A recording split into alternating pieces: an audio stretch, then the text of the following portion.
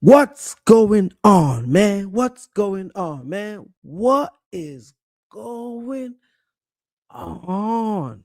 Short stream, short stream. I gotta get this one in, man. I gotta get this one in because the blacks are sensitive. I've never seen anything like this. You know, we have to. Now, I'm gonna put myself into this. We have to be very honest about life. We have to be very serious about life. Let me know if you guys can hear me. But we have to. Enough of this bullshit, man. I'm sick and tired of people stealing. This is theft. This is theft.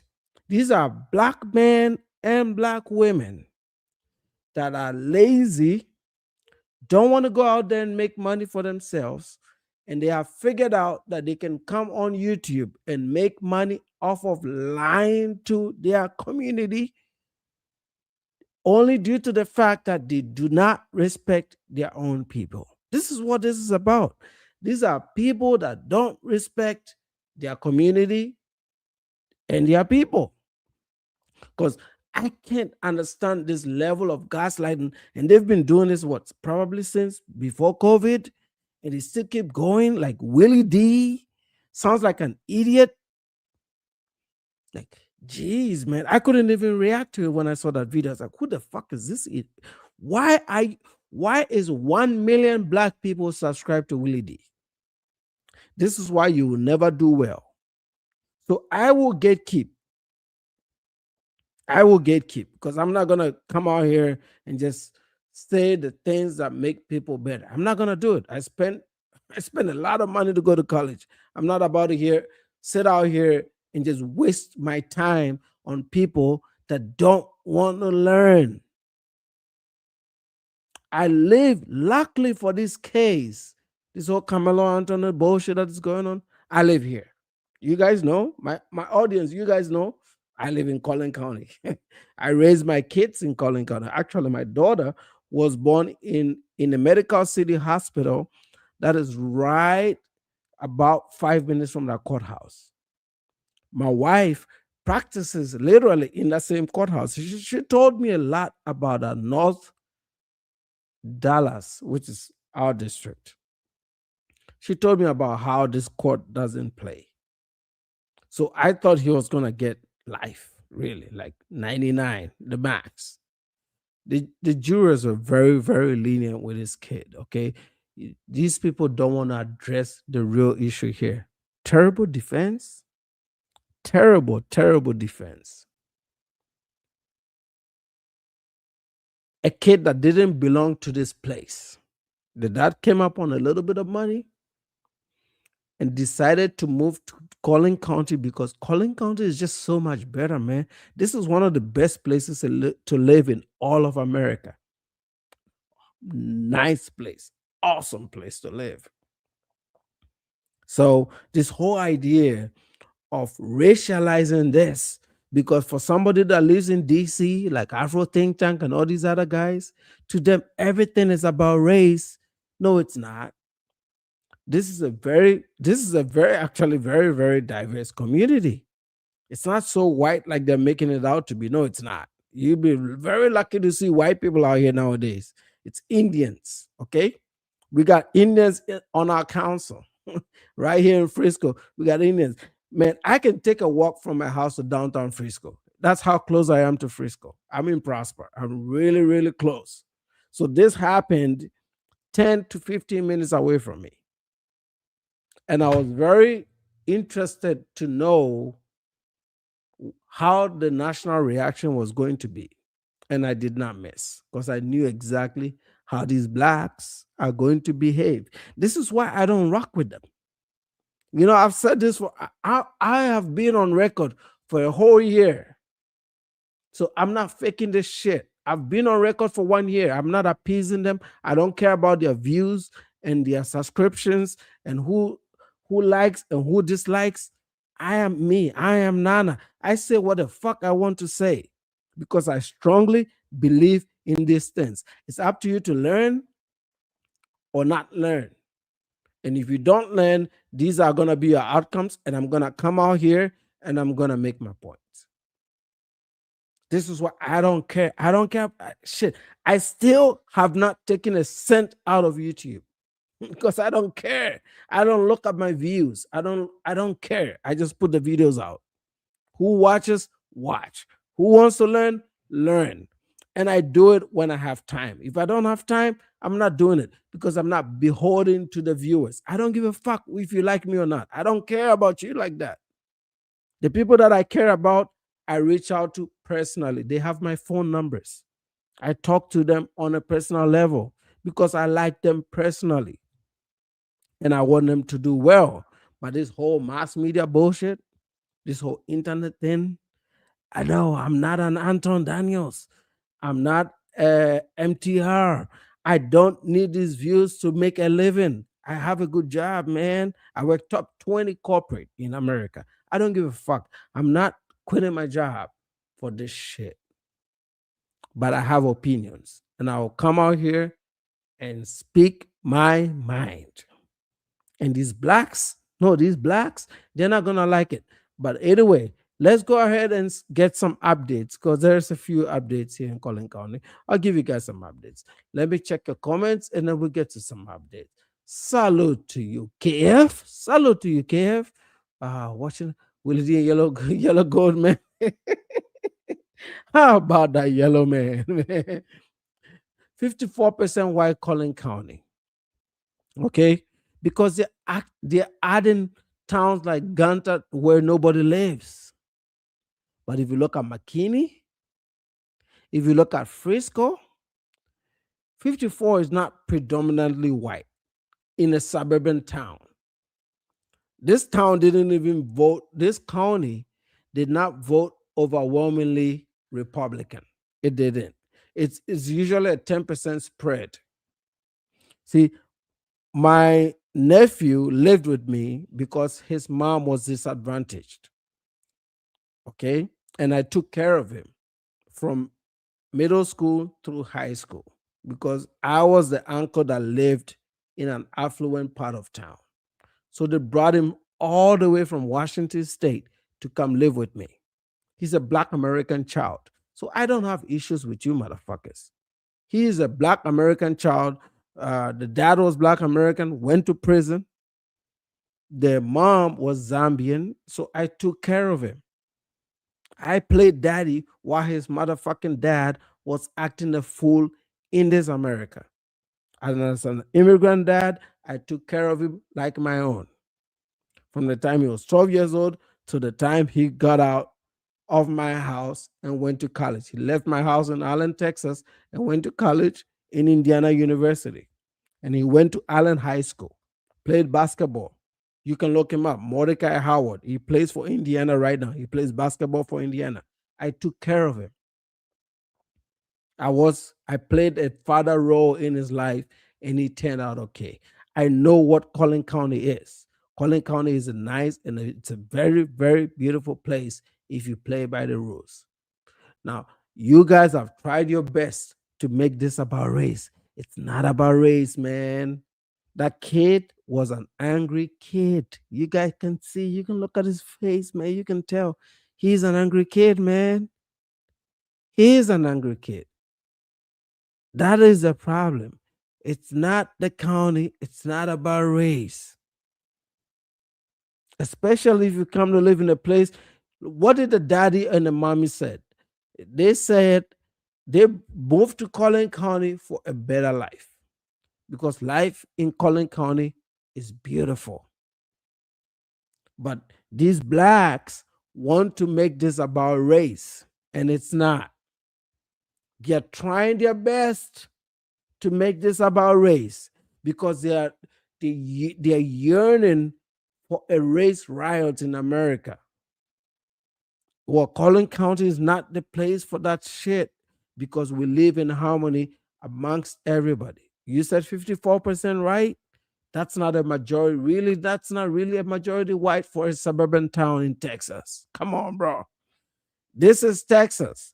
If you're only 54% of the population, that's not so dominant. I live here. You want me to go and stream around town? I'll do it tomorrow. I'll do it for y'all. I live here. We don't have race issues in Collin County. This shit is right next door to me. It's 3 miles from me. The city line between Prosper and Frisco is less than a mile and a half, bro. We are right there. Go to Google Maps and look at it. Prosper, Texas, Frisco, Texas. We're right there. Here in Prosper, we've moved here because we don't like the apartments in Frisco because the hood motherfuckers started moving to Frisco. That's why we moved a little bit north. But we're about the same people. Okay. We are the same people. So miss me with this national outrage that there's some race issue going on and all these guys are racist, man. Did they kill that kid or not? Yes, he did. So he had to serve some time. And I think Collin County was very, very lenient. Okay. Collin County was very, very lenient. I think this kid should have gotten 99 years because I don't like this bullshit. Like, the real conversation should be one, he had a horrible defense. That defense was bullshit, man. What are you talking about? He, you guys raise money. You raise all this money, and these parents decided to get a public defendant. What are you doing, man? You get a public defendant after raising this kind of money, and now they are appealing with public support because they don't have the money. These parents are pimping the child because that's what Black Americans do, man. We know what you guys are about. You just want to make money and you're going to make an opportunity from anything because that kid has already lost everything. They already gave up on him. They gave up on that child, man. Exactly, Breeze. They were materialistic. This is not a race issue. Hold those parents accountable. Black folks gave them $600,000. I live here, fellas. You may not like me because of my opinions and how I say things, but I live right here. They moved from the east side of Frisco, which is a little bit cheaper, to the west side of Frisco, which costs a lot more money. Northwest costs a lot more money. And they got into a much better house because they knew they did not have any defense. How about calling witnesses to talk about his character, how good a kid he was, and that he made a mistake? How about putting him on the stand and saying, hey, bro, I didn't mean to kill him. I was just trying to maybe fight back, but I ended up killing him, and I'm sad and I'm remorseful that what I did was not right. And the jury is gonna look at this because jury is human. The jury is gonna look at this and say, yes, he killed. It was not intentional. See, the criminal case to make here was that I fucked up, but it was not intended. And then you're gonna get 20 years, 10 years out due to good behavior. He's gonna be in medium security. They're not gonna go send him over there to near Houston where all the thugs are. He's gonna be in medium security. He's gonna be fine. But they did not have a good case. And that case should have been a case of compassion. But the black race hustlers were in the dad's ear because that dad has no control. Have you not seen the press conferences? That father has no control, man. That woman runs that house and she makes no money. The man makes money, but that bitch runs that house. I don't know what's in that vagina, but that man did not even make a speech. That is a black man that is not in control. So you all need to fix that relationship problem where these men are not in control. He's not in control. Didn't make a speech. all these press conferences, that woman was speaking, bro. That woman was the only person speaking in all these press conferences. Since last year, she's been the only person speaking. Where is daddy? Why? How come the man didn't make a speech?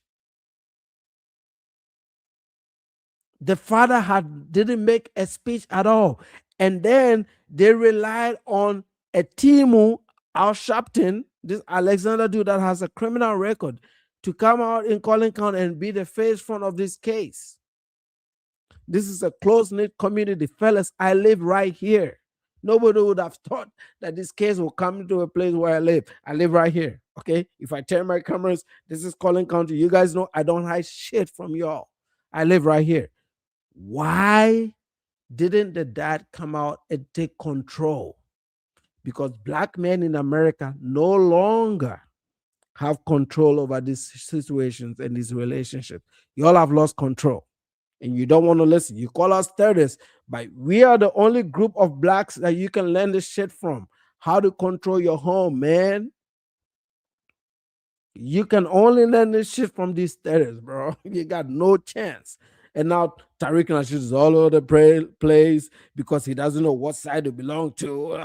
They want to be Republicans, but today they want to be Democrats because it's an issue of racial concern. No, get the fuck out of here. You have to be very, very serious. They raised the money. They knew he had no chance. They decided to make their lives better without Karmelo. And whenever he gets back from jail, he's going to be 35, 36 years old. They're going to be living comfortably in a house. And maybe they'll gift him that house so he can regroup his life. They threw in the towel, but they're trying to make this about race to start a riot. You can start a racial riot in Collin County. You can start that in Texas because I know that court. My wife works in that court. She goes to that court literally every week. So I knew he had no chance.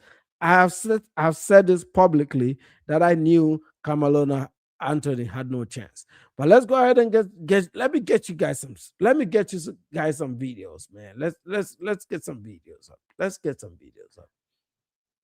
Let's get some videos up, man. Twitter sphere and everywhere else. A lot of people think justice was done. A lot of people think it wasn't. And a lot of people think that this was a miscarriage of justice and that he was railroaded and that race played an element in all of that. But if you weren't inside the courtroom, you would know differently. But we don't know because we had no cameras, but we have you to kind of hopefully navigate us through those waters as much as you can. And you've done an excellent job. So we appreciate you being back. Well, I mean, let's jump right into it. The verdict, the closing arguments. How should I start this? Let's start with closing arguments because I don't want to step over that. How did those play out? Because I know it's interesting that the judge allotted them each an amount of time, and the defense or the prosecution deferred and allowed the defense to go first. Tell us how that worked out. Yeah, so the prosecution reserved their right to respond, allowing the defense to go up first. And you got to give me a moment here, Josh. I want to walk through some key moments from both of them because in your intro, they're talking about the reasons this self-defense claim didn't work. The prosecution actually outlined 4 reasons why it didn't work, and I'll go through those. But we'll start with the defense here. They led off, and I have notes here that I still have. They led off initially, their initial statement pretty much saying Austin Metcalf had no legal right to use force to eject Karmelo from that tent. He had no right to put his hands on Karmelo because Karmelo was in a public place. That was the crux of their entire closing argument. Each side had 35 minutes each, but this was the beginning of the defenses. And just some more highlights from what they were talking about. They said it's a really important fact that you've heard that Karmelo was still seated. That was the defense's narrative about what went down. That Karmelo was seated. Austin Metcalf came up and that initial touch happened. He was standing. Karmelo was sitting down. They talked about self-defense. That's the whole claim. They're saying, of course, you can't use self-defense too early, but you also can't use it too late because if you wait too late, then self-defense is meaningless. So they were just really. I thought that was actually an interesting point. I mean, he's making the clever point that listen, it's only self-defense. It doesn't really apply to this case, but it's only self-defense because he's the last man standing, right? If he hadn't used self-defense, then, they're trying to make them draw the conclusions. Things could have ended up very differently. Now that, again, I don't think that applies to this case, but it's a clever way of explaining self-defense. Exactly. And Josh, the kicker to me, this is how they wrapped up. We've heard about the hand in the bag, the touch me and see what happens. That's the whole thing, the whole kit and caboodle of this whole case. Yeah. They addressed that, and he kind of did a demonstrative gesture. He was saying, if I have my hand in this bag, right, I repeatedly tell you, don't touch me. I tell you I have something in this bag. You call my bluff and think I'm bluffing. And then I say, touch me and see what happens. The defense attorney said that's a warning and not provocation. That's pretty much how they ended their closing argument. Now, time for the test. Yeah. And time for the prosecution to come up and respond. Well, before First we line. get to that, before we Yeah, get to go that, ahead. how did that? What was the reaction in the courtroom? Did anybody react? Did the jurors? Are they taking strenuous notes? Is there any atmosphere? They're just. It was everyone just kind of staring and listening. It was one of those situations as if you were kind of in like a college classroom where everyone's just listening, taking in what they're saying. There's no real visible reaction. Who knows what mental gymnastics they were thinking? We're not psychics, but they were taking it in. No real reaction from there. No reaction in the gallery either. Of course, I've said it many times here on the show that I'm sitting 2 rows behind the Metcalf family, and Hunter showed up for the first time in the courtroom during this trial. He was there. I forgot to mention that. But he was there. He showed some emotion later on. But as far as these closing arguments go, the prosecution's turn to respond to what they said there, to what the defense said. First line out of the prosecutor's mouth. And I thought this was very powerful for setting the precedent of their closing arguments. Do not let them turn a threat into a warning. And he said it twice. Don't let them turn a threat into a warning. And this prosecutor has this like bellowing voice. So that kind of, echoed throughout the entire courtroom. And so, Josh, to the point that you made earlier, talking about why the self-defense did not work in this case. The prosecutor outlined 4 distinct reasons as to why self-defense didn't apply. So I'll walk through them and kind of give little anecdotes about each of them. The first one he talked about was provocation, the word provoke. And with that, he said, you don't get to provoke the altercation, and when someone touches you, you use deadly force. That was pretty simplistic when he was explaining that. He goes on to... That's very simple, because I can just go out there in the middle of nowhere, just provoke people, and when they respond, I can just say, hey, I feel threatened, and I kill. If we do that, we are all going to turn out murderers in this country. We're just going to keep going out there and just killing people. It doesn't work that way, man. Again, this has completely nothing to do with race. I know Black folks right now in America are trigger happy. They're trying their best to start a race riot and to start some bullshit. They're boycotting Asian businesses. I just went to an Asian place to eat some food because I am never going to be a part of your bullshit. Okay. I am trying my very best in America, the very few years that I have left here. I am trying my very best to bring a new group of Black folks into a different way of thinking. That is why I do this YouTube shit. It doesn't pay me. I don't even take a paycheck from this bullshit, man.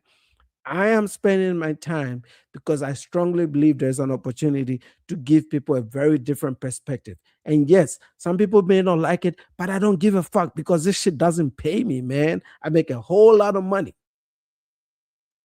That this YouTube shit don't make sense to me. I don't even post as much. I've been gone for like 3 months. I post sporadically when I feel like it. And it's there to prove a point, because in the beginning, everybody was like, oh, he really needs this YouTube money. Oh, he got to make YouTube. Oh, he's trying to get popular and get big. I don't give a fuck, fellas. I do not care, because I have a role in a top 20 company globally. And I'm going to stay there. And I have a spouse that makes a whole lot of money. We are very, very comfortable. I am trying my best to even find time to do this YouTube shit. I don't have the time. And if there's no proof, go back and look at all my channels, the 2 channels. Look at how sporadically I post. I don't have the time. I had to squeeze this one in. I don't have time. I try my best to impact knowledge and to give people a whole different perspective about life and just how to do things right. This is why I go after lanes like MTR and all these idiots that are out there lying to men, especially young Black men, about the way to conduct themselves. My content is very, very spicy. I am self-aware. I'm very aware of it. It's not for everybody, okay? I don't care. It's not for everybody. But I'm able to do it this way, and I'm able to deliver it this way because I'm not going to appease you. I'm not a poetic Flacco. Flacco needs your money. He makes a lot more money than me, but he needs that money. So Flacco has to be nice to you. O'Shea has to be nice to you. All these creators, Anton, they all have to be very nice to you. Nana doesn't.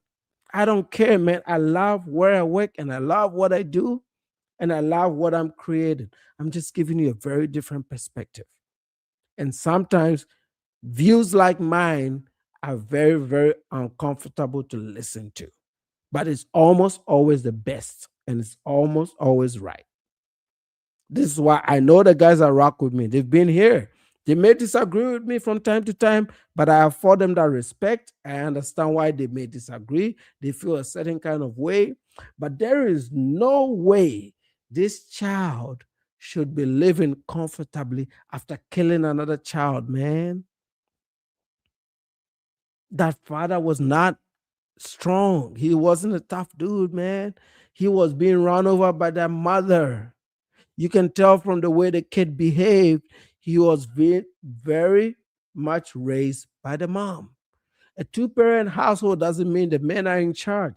There's a lot of women, especially in Black America, that don't let these men lead. And this is when you get these outcomes. Oh, go live in Frisco. Oh, get this big house in Frisco. And let me be a soccer mom and walk around the suburbs. But they are ghetto chicks. They don't belong to the suburbs. When that's why when they have these press conferences, they don't even let the man speak. I never heard a single word from that man. But your son is about to go down, and you've raised all this money. You've gotten all these Temu Al Sharptons to come out and pretend that there is a case to be won when in fact there is nothing, because he took a knife to a truck, whatever, a meat or the track and field meet, and killed a child, killed another child that has had his whole life ahead of him, regardless of his race. Where are your morals as a community? Where are you, man? You guys should be rallying in support of that Austin Metcalf kid that got killed. But all of you are trying to make this about race. I live in Collin County. It's a beautiful place to live, man. I'm not even kidding. This is one of the best places to live, regardless of your race. People are very, very, very nice here. And if you ever get a chance, please come and visit us. It's beautiful. It's nice. To force disparity, just the different tides of force. He said you can meet force with force, i.e., a shove with a shove. You can meet deadly force with deadly force. Maybe if we both had knives, but you can't meet force, regular force, with deadly force because it has to be proportional. You don't get to hurt somebody because they're bigger than you. And he said that because we know the defense has been going on about how the Metcalf boys were, 6'1", 215, or what have you, and Carmelo's kind of like 5'8", 5'9", 130, 140. So the defense's narrative was like these two kind of twin tower guys were, ganging up on the little guy. But with that, the point that the prosecution made, you don't get to hurt or kill somebody just because somebody's bigger than you and maybe talking trash at you. So that was the second point. Third point, reasonable belief.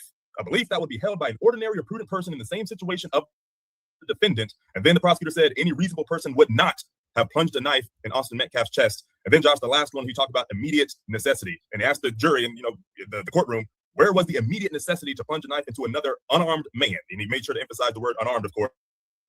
He could provoke away all the day because he had that knife and he was going to come out on top. This was murder. That was the whole shebang. So those four reasons there, Josh, why the prosecutor said self-defense did not apply. And clearly the jury took that in because they went back. Yeah, because they went to court with one defense. They said they went there with self-defense. That's the only thing they had.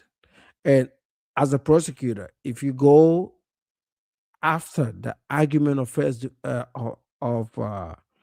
that self-defense, and you make a good case, then he's going to be convicted for murder. They could have gone with all different types of stuff, like remorse, an uncalculated mistake, and try to get this into a manslaughter type of deal to lengthen the sentence. They were going for the slam dunk because they were listening to that Alexander dude that is a fucking former convict that is telling them, hey, you got a case here because all of the Black community in America are going to protest and make this about a race riot. And you people, all you Black people, you failed this child because you're trying to make this a Trayvon Martin. You're trying to make this a George Floyd. And they just didn't have the facts. And on top of that, this is Texas, man. We don't play games here. This is Texas. Our rules are firm. Everybody's got a gun at home. Here on YouTube, I had people threatening me, oh, I'm going to show up to your house. I'm going to do this to you. When I started doing this, and I was very, very, very down in the middle and down the line, and all these idiots were threatening shit. I was like, this is Texas. We don't play that shit over here, man. You're so comfortable on the East Coast. You think everything is like so easy and so pro-Black. No, it's not. We don't do that shit over here. So this is a good lesson to the rest of the country that Texas is completely different. And our laws are firm. You can't come out here. You want to come live here, good place to live. Like I said, Collin County is a very beautiful place to live. But you got to belong here. You got to have the income to live here. Clearly, they had the income to live here, but they didn't have the cultural component to live here, to behave a certain way. And this is how we got here. That man was not in charge. And all you black people, you're not talking about the family intricacies of how that family was run and why that child is so angry. You can see in all his photos, in his mugshots, even how he grew up. He was just not a happy kid, man. This kid was traumatized from beginning, and nobody ever addressed his trauma and whatever he was going through in that stupid head of his. And you want to come out here and defend a child that killed some other child that had his whole life ahead of him, man. No. I had two people unsubscribe from my main channel because of my last video that I posted. You know what I said? Fucking good riddance, man. You know what? Because your two views, even if you watch all my videos, your two views cannot fucking pay me, man. I make a whole fucking lot of money and I'm not even bragging, man. This has been a good year for me on the stock market. That's why I don't even have time for fucking YouTube, man. I do great. My wife just got a raise. Fuck yeah, we're doing really, really well. I got no time for this YouTube shit, but I love doing it. So you're not gonna bully me into a position that I'm not comfortable. I will say my mind. I am free to speak. I don't give a fuck because I'm not beholden to all these things that you've created on YouTube, like a fraternity. Oh, you got to be this and you got to be that. No, I don't want to be. I don't want to conform to that bullshit. You come here to learn from me. If you don't want to learn, unsubscribe, get the fuck off. I've said this for a whole year and I'm still here. I don't care about channel growth. I don't care about how many people watch me. The ones that are wise, they want to watch and learn and listen. Let them go ahead and watch and learn and listen. This shit comes from the heart, man. I have a lot of serious knowledge and experience because I put my time in. I'm here because I put my time in. And this shit that I put out here for free, I can charge a whole lot of money for it because people have reached out to me and I said, I don't need your money. I'll give you my time.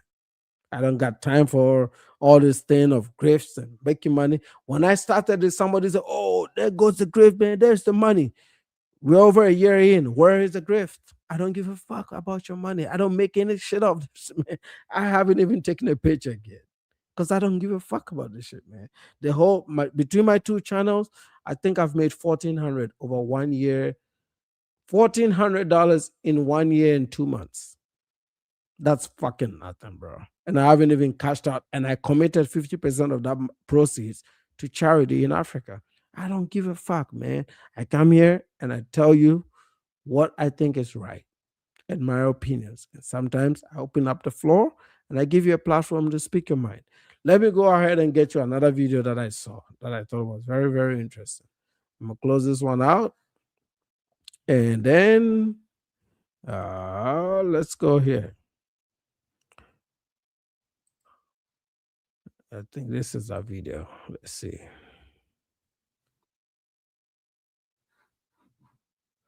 Okay, so this is my local news. So I'm going to play this out for you guys that are not local. And let's go.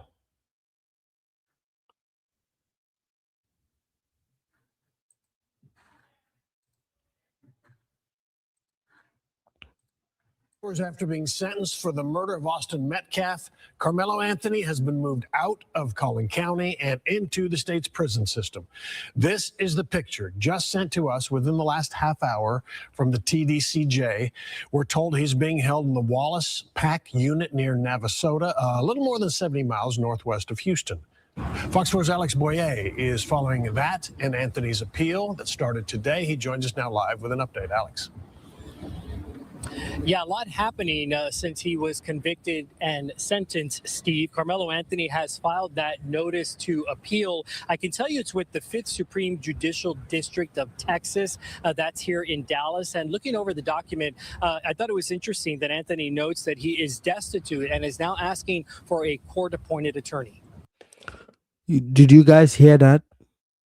This is why I don't take these blacks seriously. This guy had a GoFundMe. Black people all over the years, you raise money for this guy, but the parents are still pimping the child after the defense.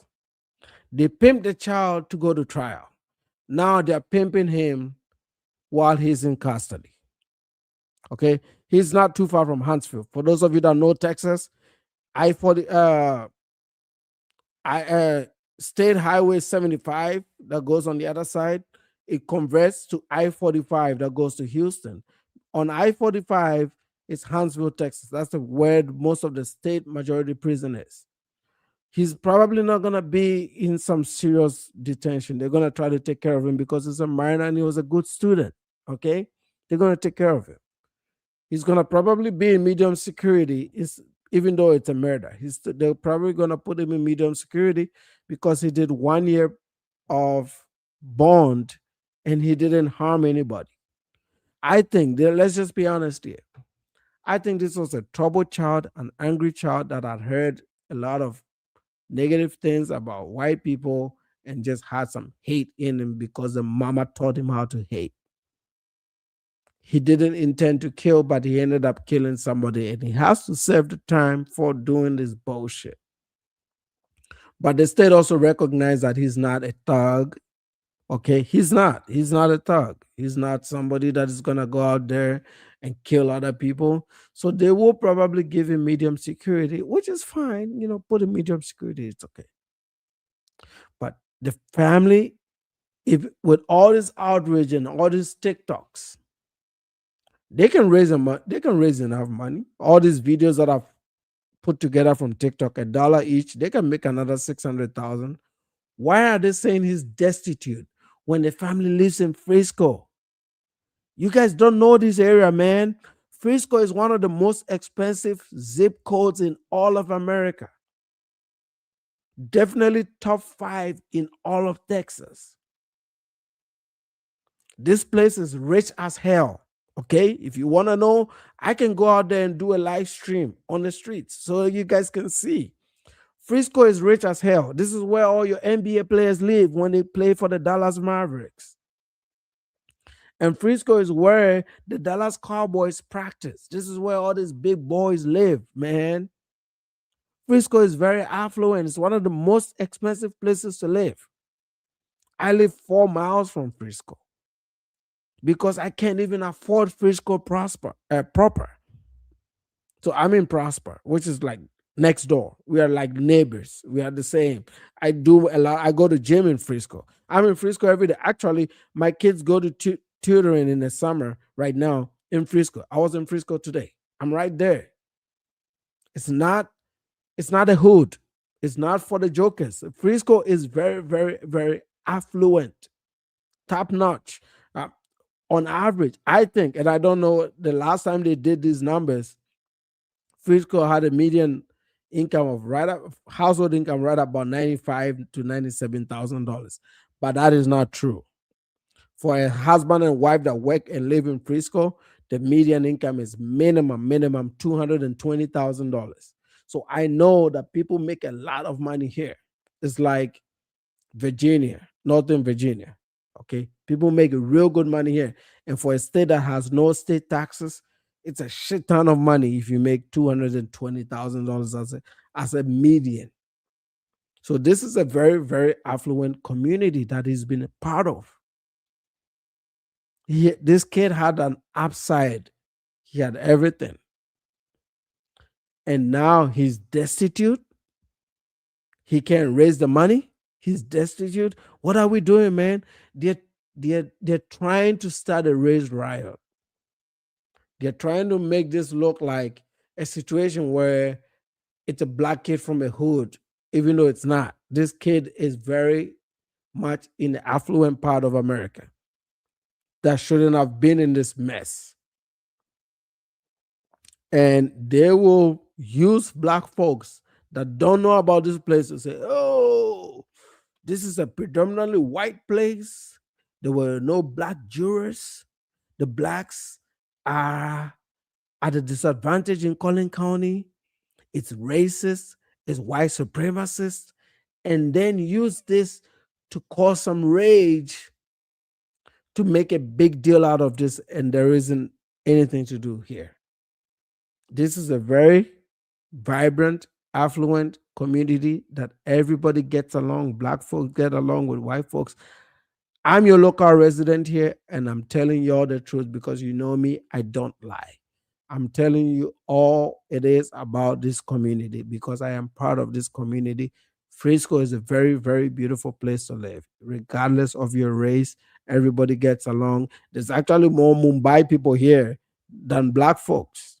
Okay, this place is Indian as it gets, man. This is Mumbai to the third.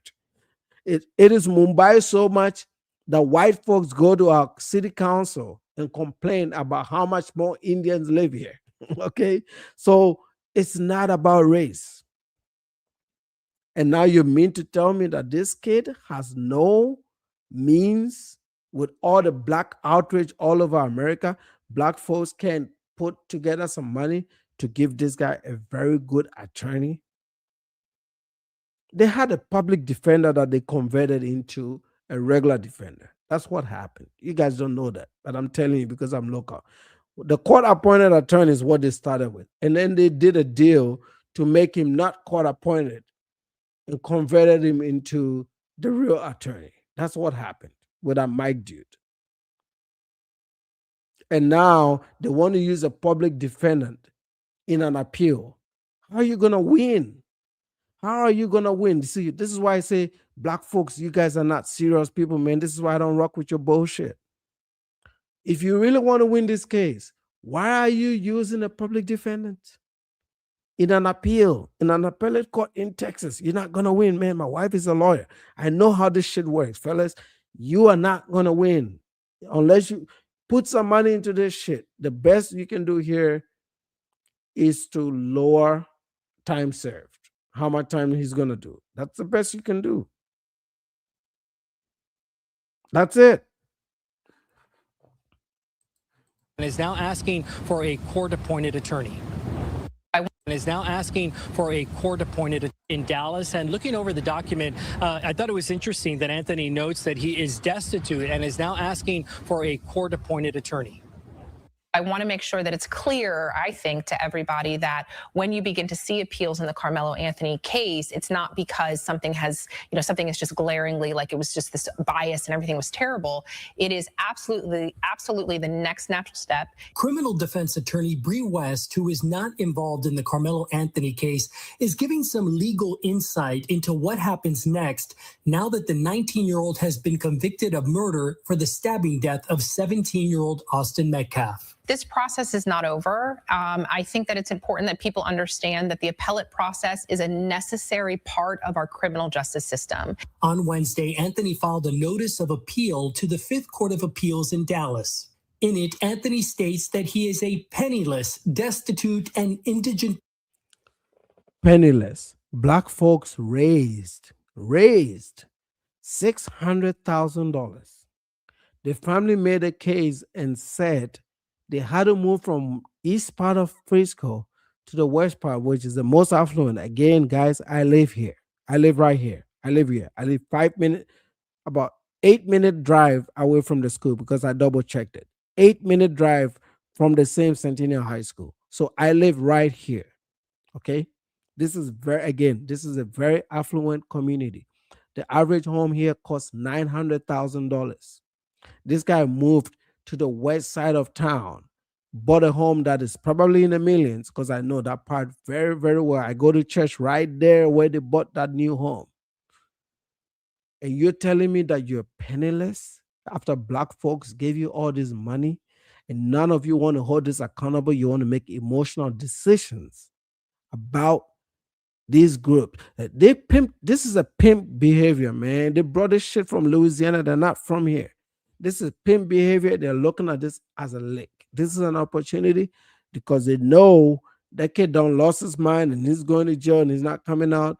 They're going to wait out the 35 years. He's going to go to medium security because he's a kid. They'll put him in medium security.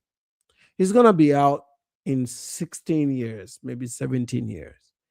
So now they're going to use this appeal as another opportunity to raise $1 million and hold on to that $1 million to welcome him home, to welcome this kid home in 17 years so that they can rebuild his life in suburbia, because he can come and live, he can go to jail, come back and live in this part of Frisco and still do better than 90% of the black community in America.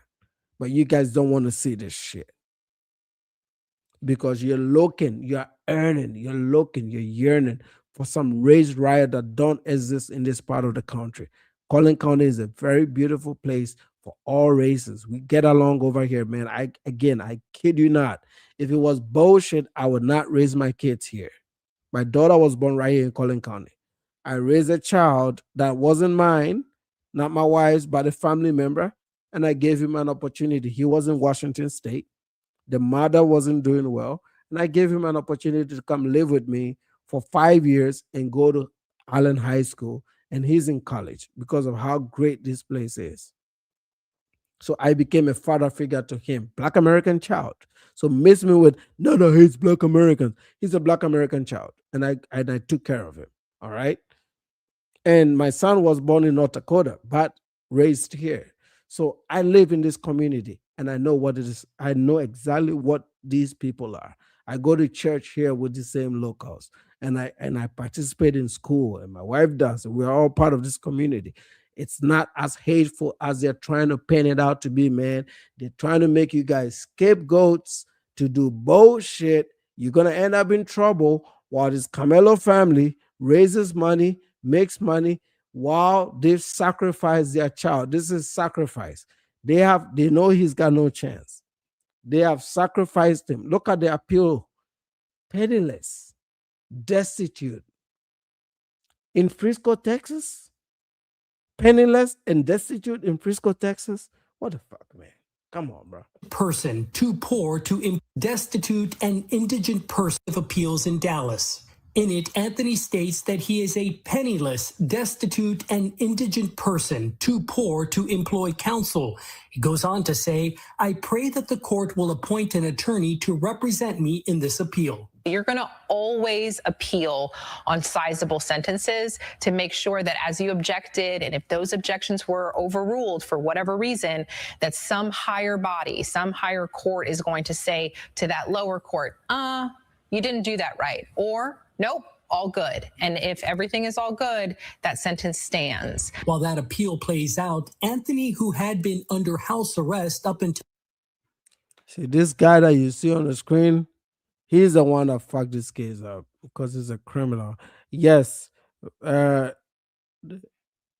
big bad rascal. This place has so many Indians. My neighborhood, the exact place where I live, I estimate, my wife thinks my number is ridiculous, but I think it's 90%. My wife thinks it's about 70%. Salute to A8. A8 is in the house, man. See, this place is so much India. This is Mumbai, bro. So all this stuff they're trying to cook, this is why they knew that they cannot make this about race, because this really doesn't work out too good. This is not the place. When you go on social media, they be, oh, all white, all white. No, this place is not white. There are no white folks here. There isn't. You know, me and my wife the other day, when the lots were being picked up in my neighborhood, and this is only 3 miles from Frisco. We are rooting to get at least a white neighbor or a black neighbor. Okay? Because we're like, are we going to get, somebody just bought, see the house that I used to show you guys across the street. Somebody just bought that house. Somebody just bought that house. They haven't moved in yet. But me and my wife are deliberating. We're like, I think it's going to be another Indian. Even though the H-1Bs have slowed down and they're cracking down on H-1Bs, there's almost a 90% chance that if anybody buys a house around you, they're going to be Indian. So this is not really a predominantly white place. It was 10 years ago, but right now it's not. They're lying about this thing. They're trying to make a case about it. All these Tariq Nasheed boys, they're trying to make a case here that isn't. They're trying to start a race riot because they need something to energize their base, because they're yearning for some violence after George Floyd. they haven't found new violence.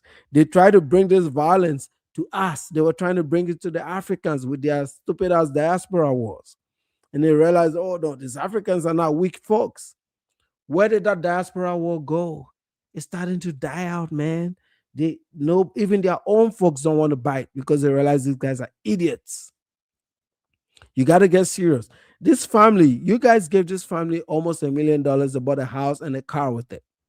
Now they're going to try and get an appeal to get more money out of you motherfuckers because you deserve to be robbed, because you are emotional. You're trying to find a reason to make a case out of nothing. That kid killed. Bottom line, that child killed. All right. Let me go ahead and put that link in the chat, man, because I want to hear from you guys, man. I want to hear from you guys before I walk away. That's why I put this on StreamYard. And put it right here for you, man. I'm gonna salute to Ed, man. Good to see you, my brother, man. Always great to see you. Salute to Great Spectator. Me and Great Spectator, we don't always agree, but I love having you here, man. That's what dialogue is about. You don't have to always agree. You have all these other YouTube channels where you go in and you have an opposing view and people block you and kick you out. I don't want to do that. I don't do none of that, man, because I'm open to dialogue. I'm open to correction. I'm open to learn. You may have a different point of view, but that's decent dialogue and that's good dialogue, and that's why we're here. Okay, I don't hate you. I don't hate your community. I just keep them accountable because I'm here. I'm here to correct that bullshit, and I've heard a whole lot of it. I've lived through it. I'm like, no, somebody has to do something and say something about this. That's all it's about, man. Till his conviction Tuesday, will begin serving his 35-year prison sentence. Anthony must serve at least half of that, more than 17 years, before he is eligible for parole. Parole eligibility and parole release are not the same thing. So at the halfway mark is when Karmelo Anthony becomes eligible for parole. Whether or not that parole will be granted is up to a totally different body that's inside of the Texas Department of Criminal Justice. And so it's worth pointing out that in the state of Texas, a convict does not have a choice as to where they will serve out their or their sentence, rather. Ultimately, it comes down to where there is room and where Anthony is safe. And as of tonight, we know where he's ended up. Yeah. What I know for sure is because he's a kid and because he was not violent, they're not going to put him in Huntsville. Big story. They're not going to put him in Huntsville with all the thugs. You know, they're going to give him something decent, which is another thing that black folks should celebrate. That Texas is not going to just put this kid in some tough zone where he would end up having to defend himself and lose out on the possibility of parole. I hope he gets parole at some point if he can prove that he's reformed. I hope he does, but he needs to be punished. He needs to do the time for the crime he committed and reform from that crime, so when he comes back out into society, he doesn't do that, man. Murder is such a heavy weight. You just don't kill people, man. Why are all these black folks out there trying to defend this shit? This is not like a kid he punched. They killed. This is murder, man. He took somebody else's life. You have to look at this very, very differently.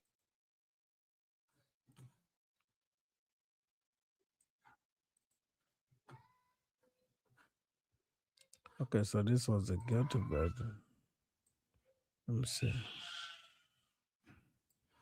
I don't know what this one is, but it got sent in. So let me play it, make sure it covers. A big story that happened yesterday in Collin County. Jury sentencing Karmelo Anthony to 35 years in prison after finding him guilty of murdering Austin Metcalf. This was at the Frisco ISD track meet where it took place. A criminal defense attorney not associated with the case, Bree West, is joining us in the studio to talk about this outcome. Boy, this case, I feel like it just happened all so quickly. Would you agree? It was a super fast timeline, I think, for the sort of intensity of the trial. I mean, Mhm. this was something that was sort of national news, right? And I Right. think that it's not abnormal to have a murder trial begin and end in a week.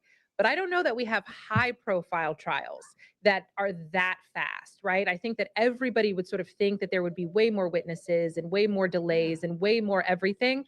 And I think we all had the expectation that this would at least last 2 weeks. I mean, even the judge thought Right, that it was said going to that. last 2 weeks because that's what he blocked out the courthouse for. Well, and we, most of us, I think a lot of us in the news world, and that have been covering news every single day lately. We just got off the Tanner Horner trial, Right. and that was such a drawn out. We had cameras in the courtroom, so many people tuned in and watched that whole thing. Right. So to go from that trial to then our next high profile trial being this one, it was like, wait a second, we just started and this is already wrapping up. Like, so I think it was a little bit of a head turn for some people. I think it absolutely was. I mean, even Yeah. even the defense attorney community, even sort of just the criminal justice community, but we all also sort of experienced Tanner Horner, right? And so we were, and remember, Tanner Horner was just the punishment case, Right. Right? He pled guilty in 5 weeks of punishment. But there was, I think, a huge difference in the Tanner Horner case, as horrific as it was. I think that people got to see exactly what was going on in that courtroom.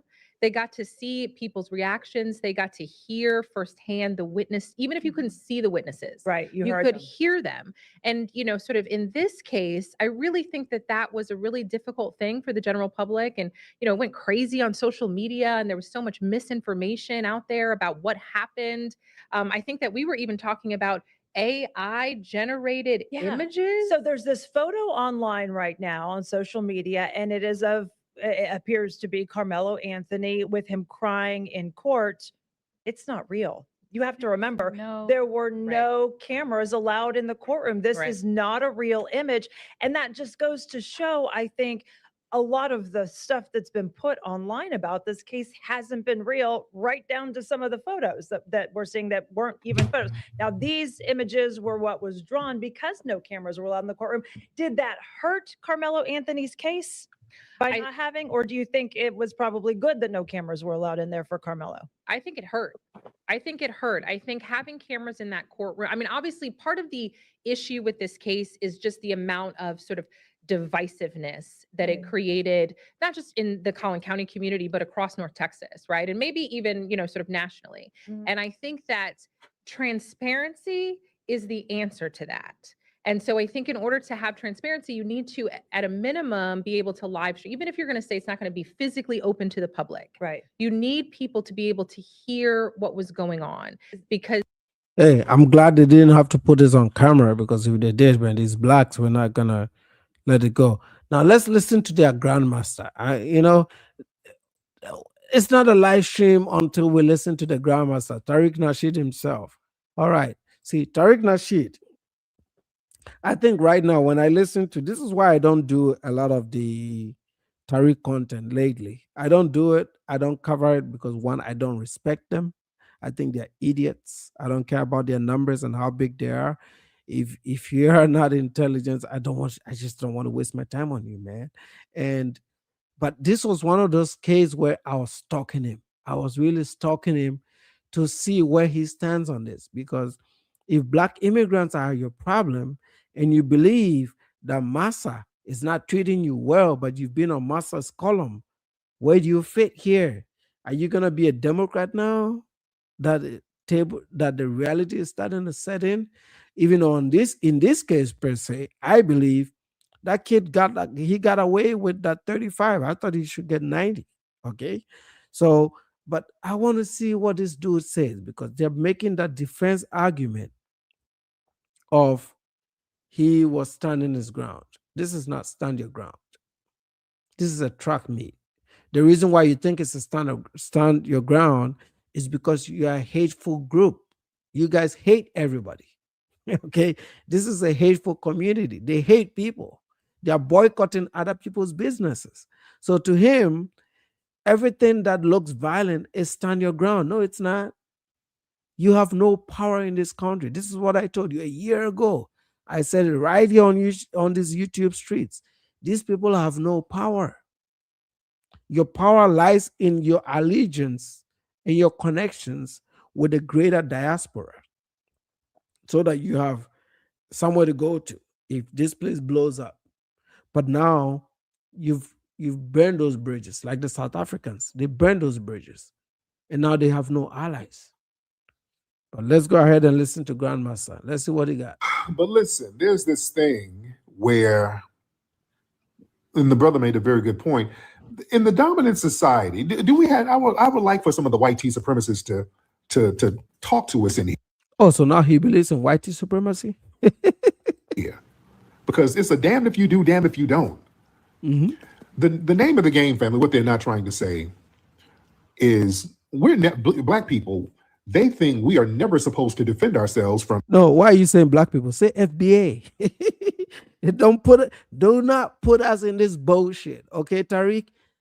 Say FBA. FBA. Remember, you guys are indigenous to this country. So please say FBA. All right. From any type of white tea aggression. And now you're using white tea. Come on, man. They are your friends. Be honest. Say it openly. Be happy.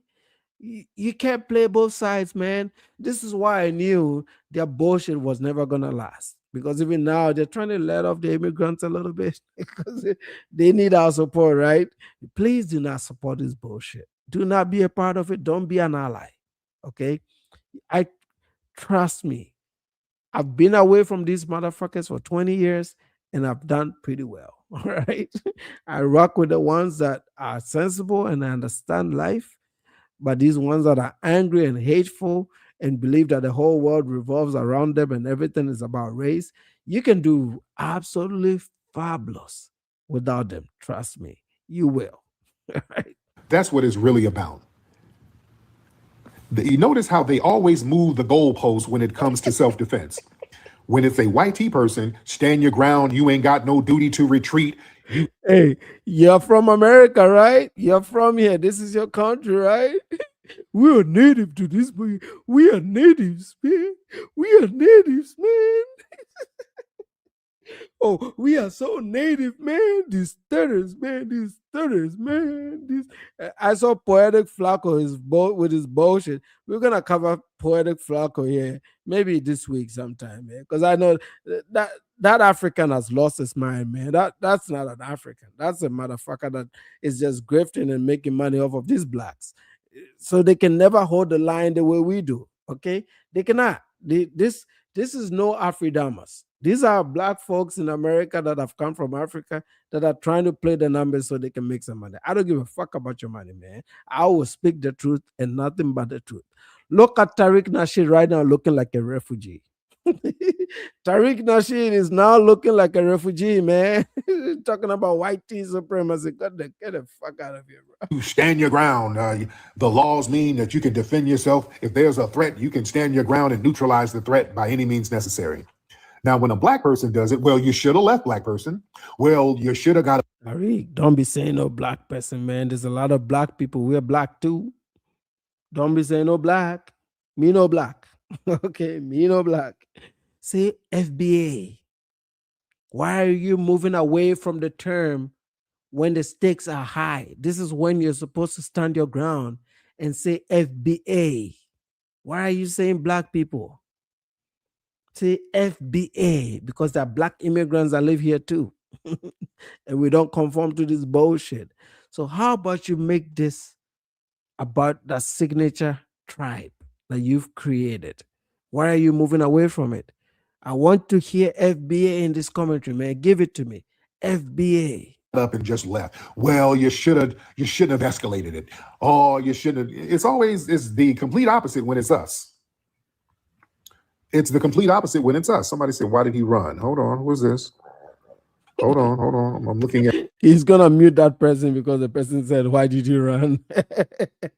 These are weak men. Man, come on, man. This is why they've lost the diaspora wars, right? It's like they got no substance.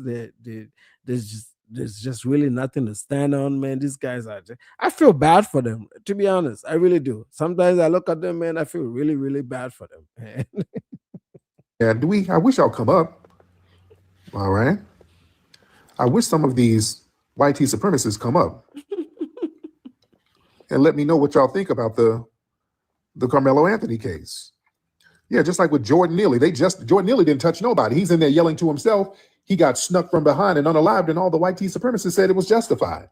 But now Carmelo was assaulted by these people, and they're saying that he should have just sat there and been assaulted.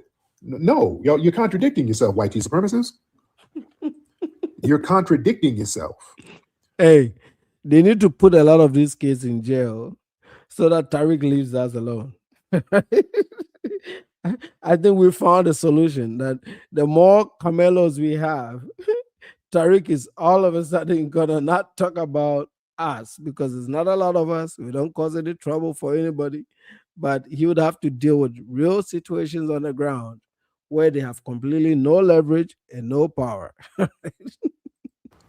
You see, they're all over the place. Now, when Kyle Rittenhouse went across state lines with a gun, a pew-pew, that he wasn't even supposed to have, ambushing people, yep, self-defense, stand your ground. He had a right to defend himself.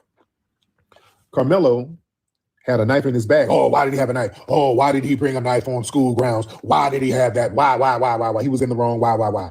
It's not illegal to have a 5-inch knife. That's not illegal. And it wasn't premeditated. He wasn't going looking for trouble like Kyle Rittenhouse was. See, these white supremacists, they contradict themselves all the time. You set a precedent and then contradict yourself with the precedent that you set when a black person utilized.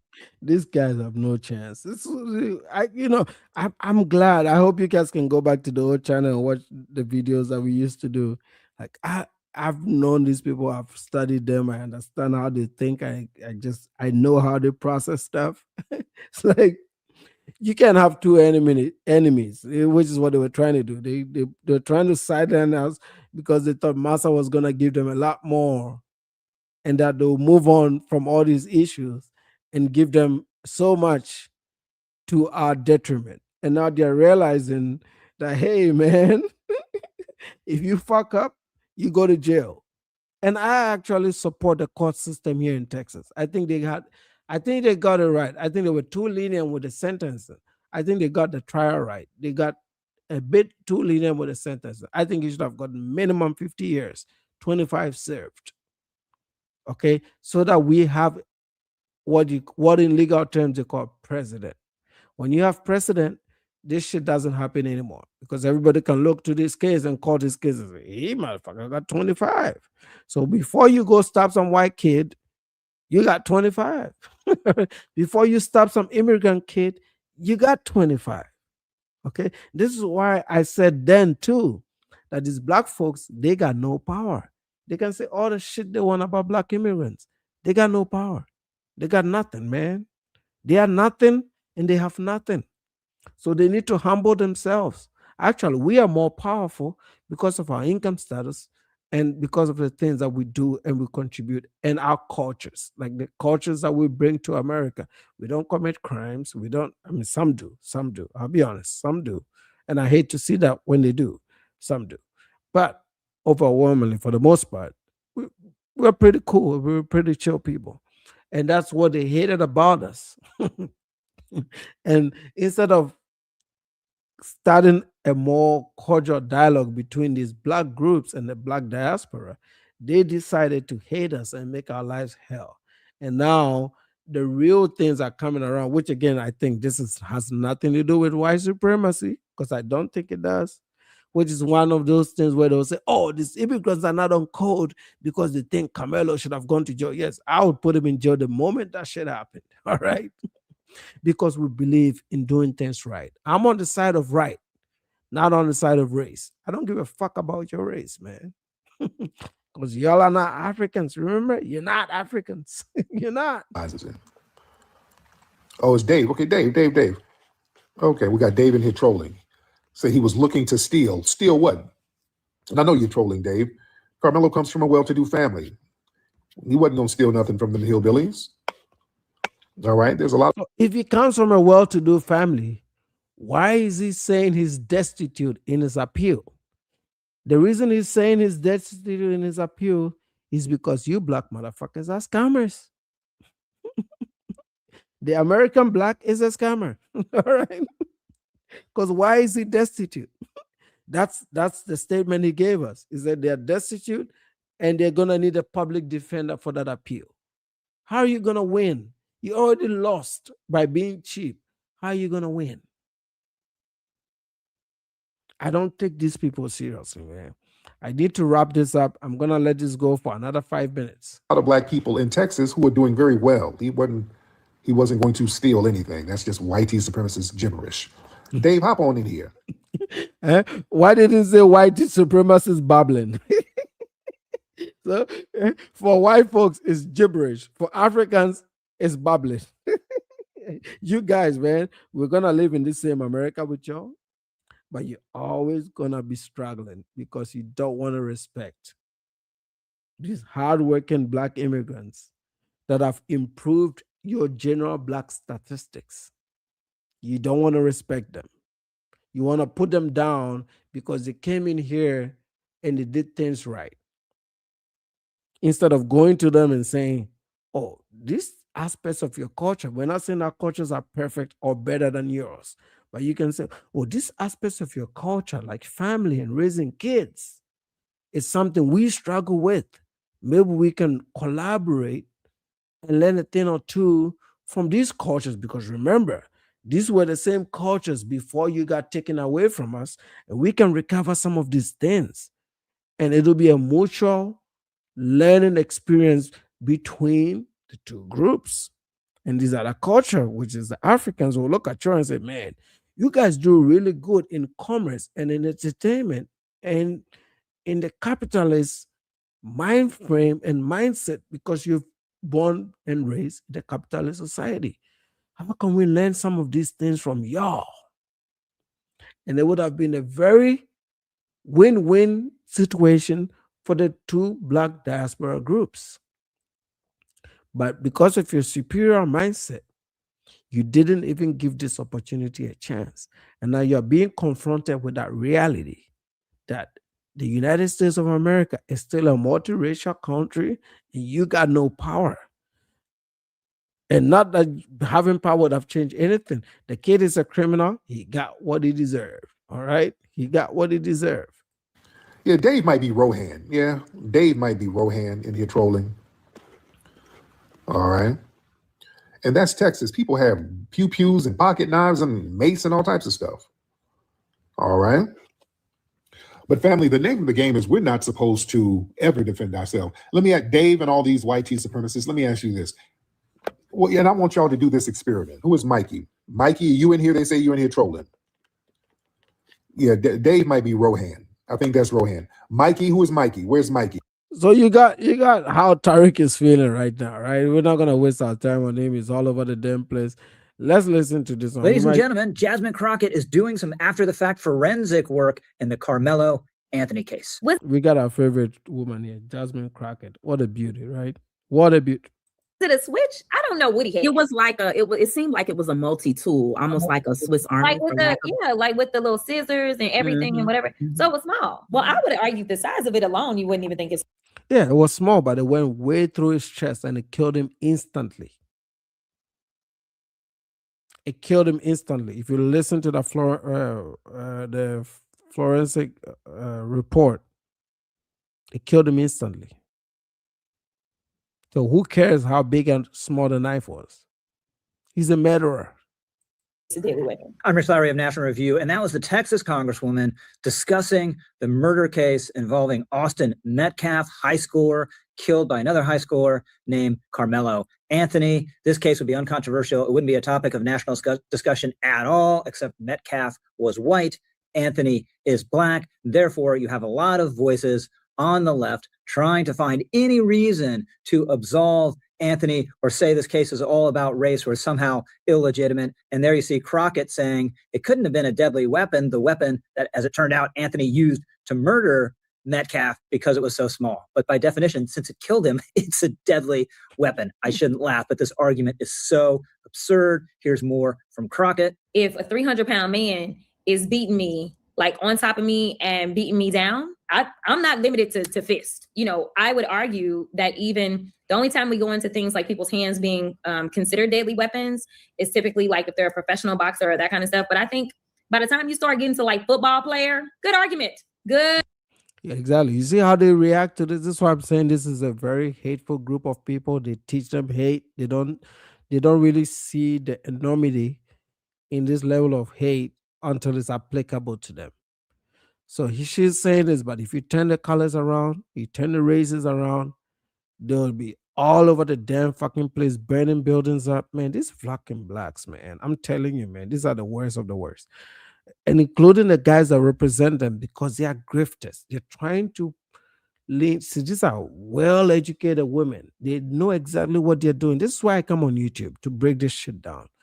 They know exactly what they're doing and all the tactics they're employing psychologically to fuck with small brains like a Willie D, to then amplify this to the low hanging fruits that they know they got a whole lot of them in that community, to create this illusion that everybody hates them and that they are so special and they are the best group of people and they're so talented that everybody hates their existence. Man, white folks don't give a fuck about y'all, man. I've lived in the white community my whole American experience, and they don't ever fucking mention y'all. They don't give a fuck. A matter of fact, if you really want to know the truth, because I'll tell you because I live here, they want to get as far away from you as possible. And this Karmelo Anthony situation should prove it because they moved from Louisiana all the way to Frisco, Texas to be a part of suburbia. And in the mother's own words, to give that son an opportunity at life, an opportunity that has been created by the same white folks that you despise. Come on, man. Just start doing shit right. That's all I got to say, man. I'll let this play out and I'll close it out, man. I got to go. Good freaking arguments. We're not talking about like the golfers. Okay, so what Croc is referring to there is that Metcalf was a football player, in fact, a star linebacker, and she wants to suggest that this made him a kind of walking deadly weapon, even though the knife supposedly wasn't. But the fact is, Anthony was a football player as well. They both also ran track, and that's how this confrontation comes about. If you go to a high school track meet, you'll see each team has their own tents where they hang out, and that was the case here. Starts to rain, and Anthony, for some reason, from a different high school, goes into Metcalf's tent, goes into the tent from another high school. And this is just something you don't do. He's asked repeatedly to leave. He won't. He's acting aggressively. He tells Metcalf, touch me and find out, and the threatening. You know the case, man. This is what I think, and I'll use this to summarize. This is a situation where a mother really runs a home, talks a whole lot of hatred stuff about white people, even though they've moved, they are uprooted to come live in a community that is predominantly pretty more diverse, like than the hood. It's not really all white. And he raises a child through hate, with hate, to hate. And this child goes out there and does stupid shit. And now that they know that the child has no chance at freedom, they want to use this as an opportunity to raise a few millions of dollars, cause more rage in the same community that they've lived in, move away from it a little bit, buy themselves a new home, and wait it out and see if the equity game will restore some new life for their child whenever he returns from prison 17 years from now. This is why they are not even trying to save that child. They knew they already lost him. Okay. And that's all I got, man. I gotta get going. Y'all have a great night. Let me put your comments up before I give it going. Salute to, and I'm gonna do my salute. Jerry, salute to you for being here. They're gonna need our help now. I think so, man. But hey, we're staying in our lane, man. We have South Africa to deal with, man. We're staying in our lane. We're staying in our lane. 86 days Grandmaster. Hell yeah, Grandmaster, man.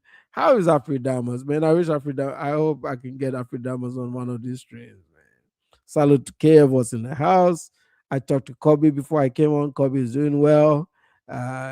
Jerry, thanks for being here. Great spectator, thanks for being here, bro. 86, thanks for being here. Oh, Nan Zabaz was here. Salute to Nan Zabaz. The big bad rascal was here. Salute, man. Big bad rascal has been kicking some ass in the comment section, man. I see all your comments. I read it all. All right, man. Deuces of growth. Salute. Thanks for being here. Thanks for being here. I missed your comment, but I put it right up there. Y'all are all welcome, man. I'm glad y'all enjoyed the show. I will see you. I think I'll be back tomorrow. So I'll see y'all tomorrow. Y'all have a great night. Pray for me, pray for my family. My wife is gonna be in surgery tomorrow. So if I don't make it tomorrow, that's probably because I'm helping out with things at the house. It's outpatient, nothing serious. It's not serious, man. Just little outpatient procedure, but she is in good spirits. So keep us in your prayers, but we're doing well. And well, good night. Good night.